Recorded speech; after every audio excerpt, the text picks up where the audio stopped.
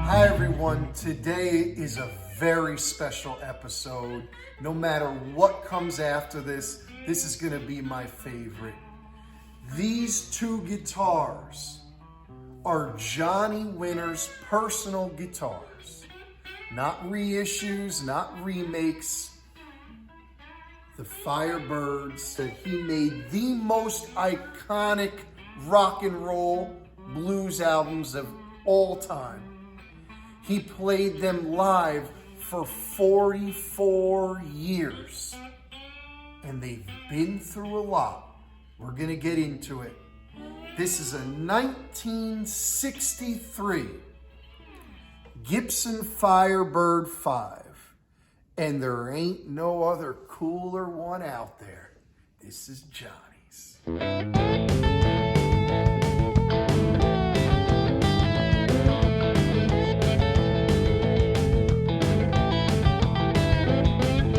Johnny put Firebirds on the map for rock and roll and blues. He played them every night. There ain't a picture out there with him on a stage without one around his neck, especially in the early days.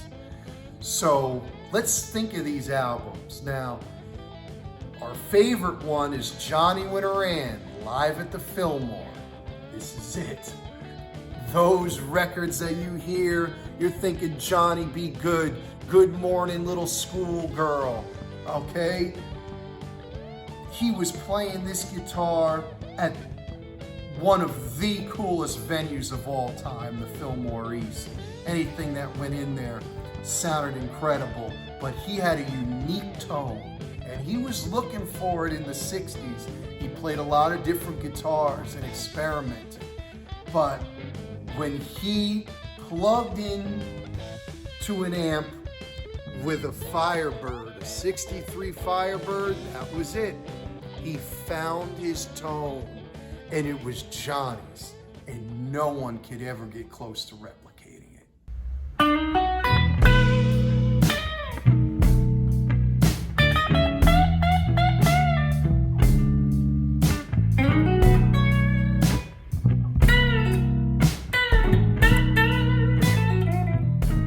So a little history about Johnny Winter.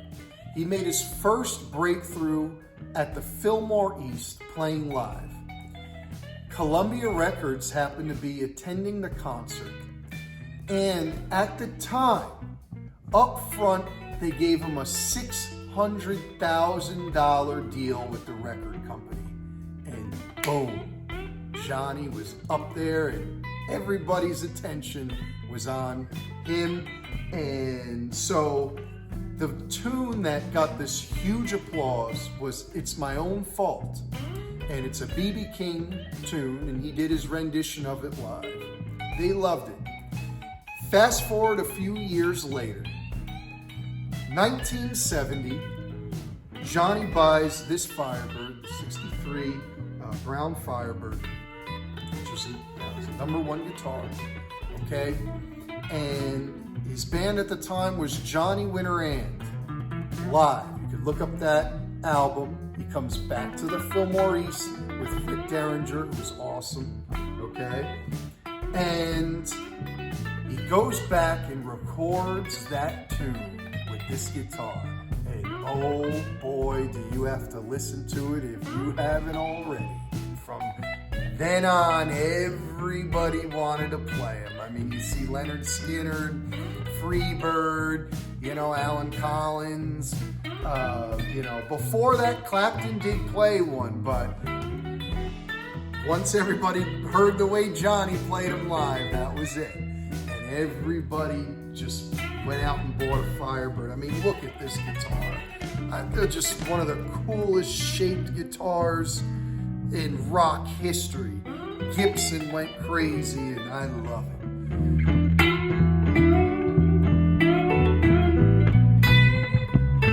So this is Johnny Winter's #1 guitar, and it put him on the map. He got so famous, he started wearing wild clothing. He had the jumpsuits, the long white hair. He had a rock image that was so cool. And so he wanted another one. And that's when he got the Polaris white Firebird. Look at that, okay? He's got this on the Johnny Winter live album that comes out a few years later, and that album rocks. You see it on the cover, and he plays it, and so does this guitar, have an incredible tone. And he kind of flip-flopped on these two. He also bought a few more, but these were his main players.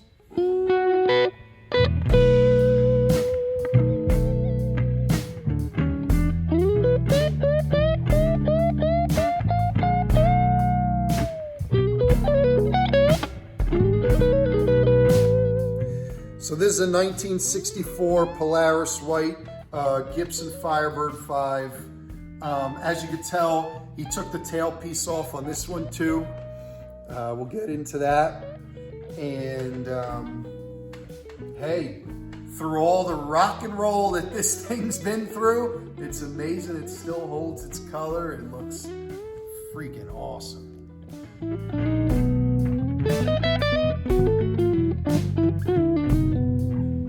So into the mid-'80s, Johnny started playing these laser guitars that were pretty cool. They were new, they were lighter, easy for him to play.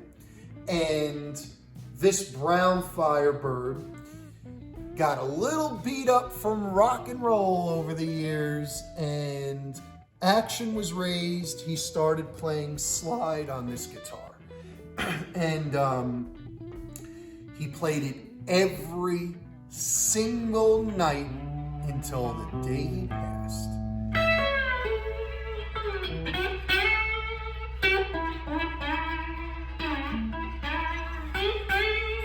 So Johnny Winter and my family goes way back, okay? Now, in 2006, January 13th, my father took me and my uncle to see Johnny Winter right up front at the B.B. King Blues Club. And he was right there, right over me, and he walks out with that brown guitar. And let me tell you, it hit me like a lightning bolt. The tone, the impact that it had on me, I said, I gotta play guitar. And blew me away. There was something about that guitar that went right through you. And no other person I would want to play it on the planet than Johnny Winter. He goes down as one of the greatest blues electric guitar players on the planet. And he deserves to be in the Rock and Roll Hall of Fame.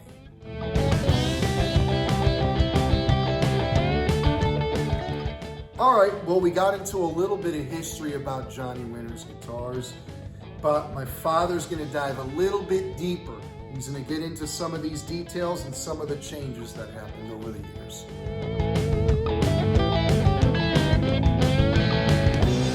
Okay, so let's start with the 63. To me, this is the rock and roll blues, the holy grail. Because, you know, people played a lot of guitars. Hendrix, Clapton. When you play a guitar for 44 years, every night, your main acts, it's something special, and it becomes a part of you. So, I saw Johnny when I was 16 years old. And before the Allman Brothers, before, you know, all these great blues Stevie Ray Vaughns, Johnny was kind of the guy in the beginning.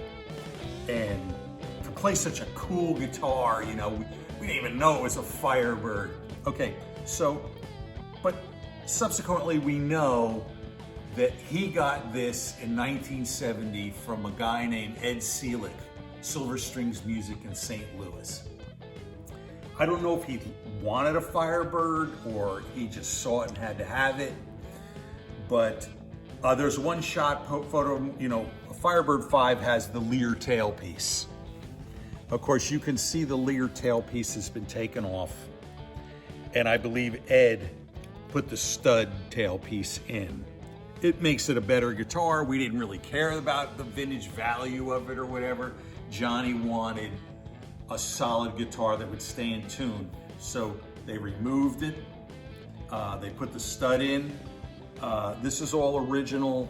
I'm not sure about the pick guard. This looks like a 70s pick guard, maybe. Maybe the original one broke, but I don't know, maybe it is the real one. But it's the typical Firebird made out of the 8-piece body or whatever it is. And you could see the wear that Johnny's got on it. He really didn't abuse it, but think about him playing on tour for years with this guitar. Now, a lot of people say, well, it was a prototype. No, it wasn't a prototype. Why isn't Gibson on the headstock? Why is it shaped a little bit different? Well, because this headstock isn't the original headstock. Johnny broke it so many times that you can see closely where it was spliced on. There's these pieces here holding everything here up was replaced. The original tuners are on it, and then you can see it broke again several times, and it's been epoxied back on. But you know, this is the way Johnny had it, so it's cool. We don't care about originality or broken headstock. This is the real deal.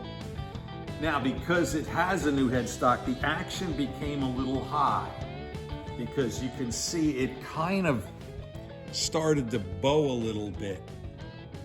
And this is as low as the action can go. So that's why I believe Johnny just started to play slide guitar on this. Highway 61, he closed every show. Highway 61, playing this guitar with slide. And I don't know the reason, but maybe that was part of the reason why he went and got the white one. Now the white one was, if you see the photos of Johnny at Madison Square Garden in '73, when he came back and was on tour and was extremely famous, he could sell out Madison Square Garden. He started with the white jumpsuits, the glitter, his wife, Susan, in the band with the tambourine. And he did the same thing. He took the Lear tailpiece off. I believe he got this one from Ed as well. Put the stud in. But, you know, everything in this one, these are the original pots. They're dated the 43rd week of '63, which maybe means this is really a '64, but Gibson called it a '63 when they reissued them. I don't know when that was, in the 2000s. They reissued the Brownie and Murphy made it an exact replica with the wear. And then they borrowed this one, I would say, I don't know, 7, 8 years ago, and made the exact replica of the white one. This one's all straight, other than the tailpiece being removed. It's never been broken. Everything is cool. Johnny, I guess, didn't change much except refret. They're both refretted, and you understand why. He played the living hell out of these things and never put the guitar down, from what I can understand hearing about. He played constantly, and all the greats do. So it's just an honor to be able to show you and hold something that's such an unbelievable part of rock and roll history. Johnny Winter, and it's just amazing that they exist and they're in great shape and they sound and play so unbelievable. Johnny Winter's Firebird 5s. He had other ones, but the brown one and the white one, they were the main axes. So Johnny had 3 phases in his career that are pretty known. In the beginning of his career, he stuck to the raw roots of the blues, pulling out some old dobros and just sticking to the roots of that music from where he came from. And then the Firebirds came and he dove into some heavy rock and roll. So what was great about that was it brought Johnny to a huge audience. Now everybody tuned in because rock and roll was big at the time. And he had this image, and what I think is so cool is he came back to his roots, the blues, what he does the best, and kept playing the Firebird. Something really cool that he did was he teamed up with Muddy Waters, who was one of his all-time heroes, and produced 3 Grammy-winning awarded albums that you could listen to that are great. I just love hearing Johnny's excitement in those records. You could hear him yelling in the background. He's playing with his heroes. And I thought that was beautiful, bringing an artist into the light. Muddy Waters, he wanted to give back, you know, because this music that Muddy made and many other blues artists from the early times influenced Johnny Winter. And so he felt that he owed it to them, and he gave back. And that's something about artists that I love, and beautiful thing Johnny did. And with this guitar.